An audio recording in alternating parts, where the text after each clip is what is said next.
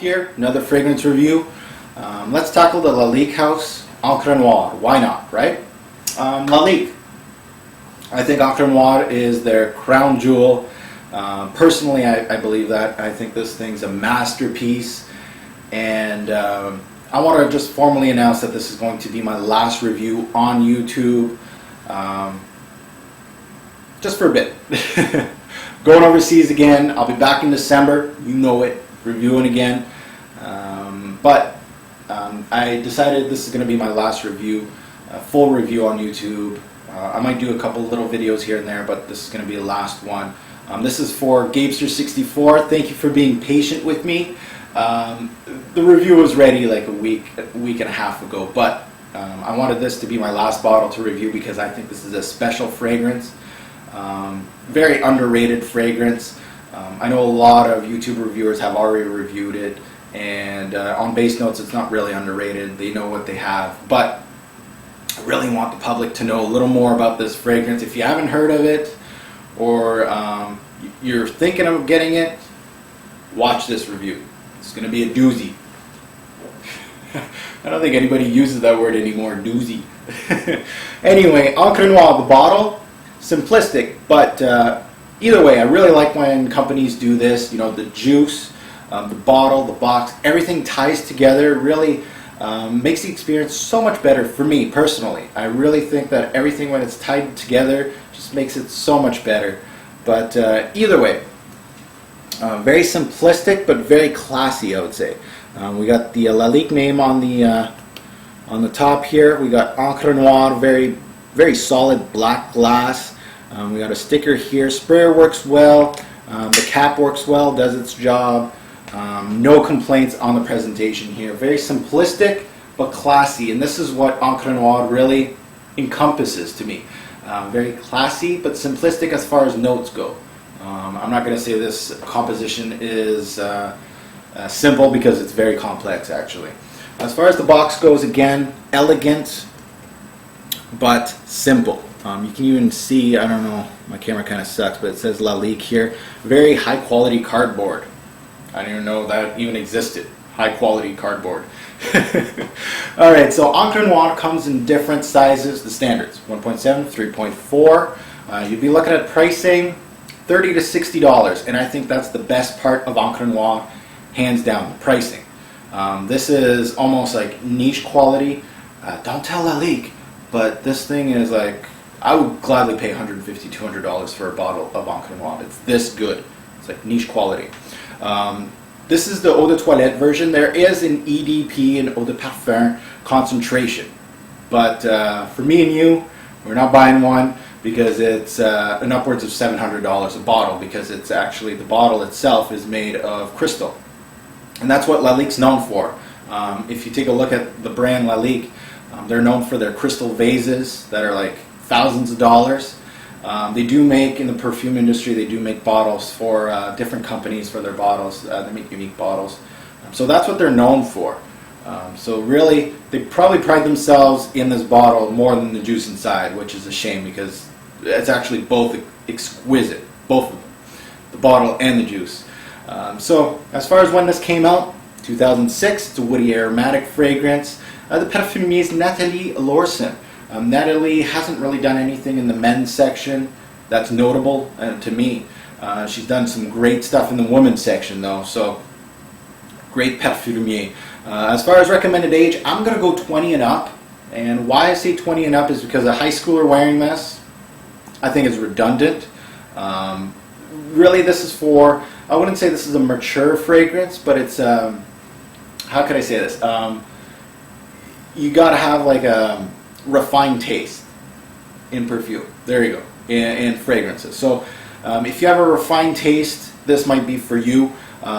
So I would say 20 and up, really. This is really a black tie event for me. I'll say it right away. This is a really high class fragrance, black tie event type of thing. How many sprays and wear? One on the chest, one on the neck. Less is more with Encre Noire. I'm not saying this one is really powerful as far as projection goes, but I really noticed that when I sprayed more, it was actually not doing the job very well. So 2 less is more with Encre Noire. I really enjoyed it. good to go. Okay, notes, very simple.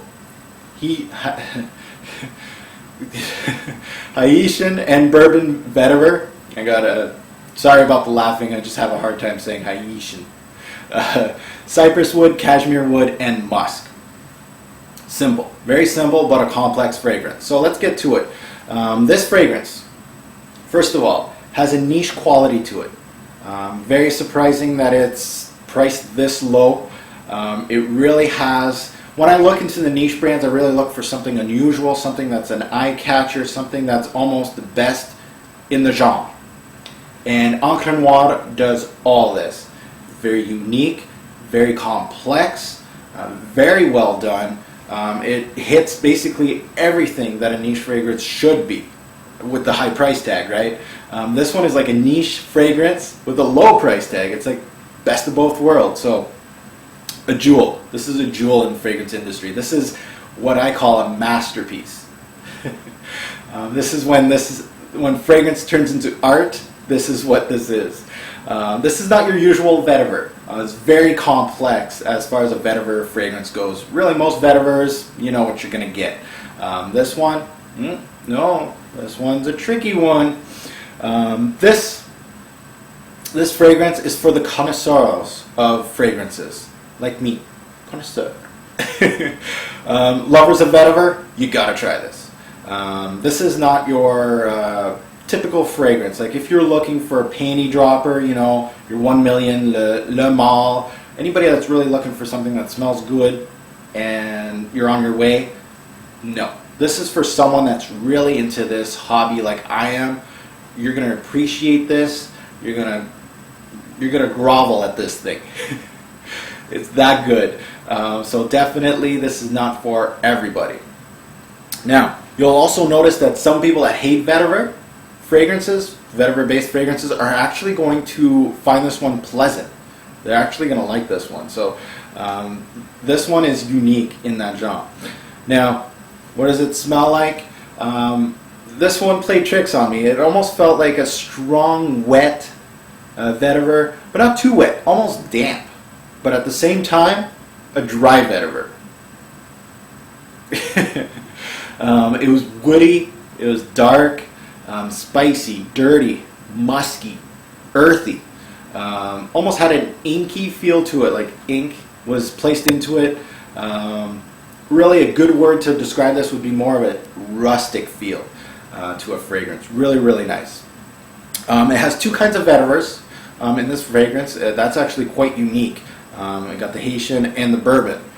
So definitely a different take on vetiver. This is not your common vetiver fragrance of the ones that you're used to. The squeaky clean ones, the really green ones.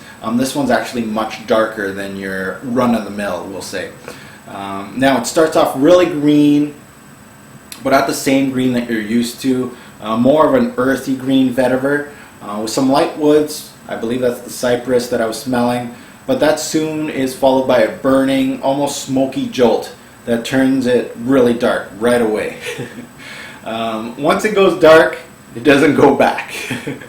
It gives me like almost a dirty, inky note. Some people relate it to ink. Some relate it to almost an earthy tone. I felt that it had an herbal dry vetiver into it with some woods, some gritty soil, a bit of spice, and some say this stage actually reminded them of ash. Actually like something just burns and it smelled like ash. So really, really interesting composition. I know a lot of people are going to be like, it smells like ash. Why would I want to smell like that? But really dry, smokiness, a really, really beautiful smell. Now, as far as the base goes, it's still very much dark. You're still going to get some dry vetiver in the base when this is almost done. And then you got that combo of vetiver and musk. Really musky vetiver. Stayed dark, stayed very well done, but really a nice composition. You know, it wasn't, you know, stage 1, 2, and 3. It was really just nicely blended, very nicely done. If you don't like vetiver, you're not going to like this. Vetiver all the way through. So this really reminded me of someone plucking. Plucking the vetiver plant right out of the ground. Take it out, and it just rained, we'll say, and they pluck it out, and it's got some soil stuck to the vetiver root, which almost made the vetiver dirty. So that's what this really reminded me of. So you do receive vetiver in every stage of this fragrance. Nicely done. I gotta admit, this is a jewel. Why would you hate this fragrance? Some say it's linear. I really thought this was a complex fragrance. Yeah, it's linear as far as just being vetiver straight through, but there's a lot of things going on as far as this fragrance goes. I know a lot of people are going to get different things, and really, it might be too earthy for some people, too dark, and some might love vetiver and hate this fragrance because it's kind of like a different take on vetiver, but definitely a winner in my eyes. One word to describe this fragrance would have to be earthy. It really gave me an earthy tone, dirty vetiver, really nicely done, really well blended. Bottles, if you own Table d'Hermès and you like that, this might be for you. I'm not saying it's the same thing, but I'm just saying it's the same genre. Like if you like that type of fragrance, if you like vetiver fragrance, vetiver based, like Guerlain's vetiver, or any other type of vetiver fragrance, give this one a try. Definitely, I believe it's one of the crown jewels in the vetiver business. Buy, try, or pass. Personally, this is a buy. For you guys, this is a definite buy. One of the best in the genre. You really, if you are a connoisseur of fragrance, like myself, that you really want to try different kinds, this is a must try. But as far as the price tag goes, you can't go wrong. This is a high class fragrance. When I close my eyes, this fragrance reminds me of what? Almost like a log of wood, aged, dirty, with a little bit of moss on it, over it. Almost like a damp ink note all in there. Like almost a wet newspaper type of feel. Really reminded me of that type of feel, like dark, inky, old aged wood with moss on it. Definitely dark, nicely done. Best time to wear this fragrance, to me, a cool fall day with overcast. This worked wonders on my skin. But this guy is not used all the time by me. But if I have an important event, something in the evening that I'm going to have to wear a tie, a suit, going to the opera, or you have a really nice date and a nice luxurious dinner that's like $400 a plate. This is your type of thing. This is your high-class fragrance. When I wear this, I feel like I own the goddamn room. I'm the man. Alright, so enough of me bragging about Encre Noire. Just try this stuff. It's to die for. So, this is my review on Lalique's Encre Noire, a masterpiece. Mwah! Beautiful. Now let's get to the rating system. Let's see if this thing gets a 10. You think it's going to get a 10? Probably. Let's get to it. Alright guys, let's rate Lalique's Encre Noire. As far as projection goes, I'm going to give her an 8. Very moderate scent cloud. After it died down, I did feel like this stuck to my skin a little more at the end. Longevity, I'm going to give this a 9. It gave me 8 to 10 hours every single wearing, sometimes more, sometimes in that 8 to 10, but never less, so perfect. Versatility, 7. Not the most versatile fragrance. I think this is something more of an evening type fragrance, not something you're going to wear every day. So not the most versatile, but great for what it does. Overall smell, 10. I really enjoyed. This is unique and well done, and for the price you can't go wrong. Seasons, I would say more of a fall and winter fragrance, definitely for the evening. As far as the total bottle score, I gotta give this one a 10. It is a masterpiece. So Encre Noire, give her a try.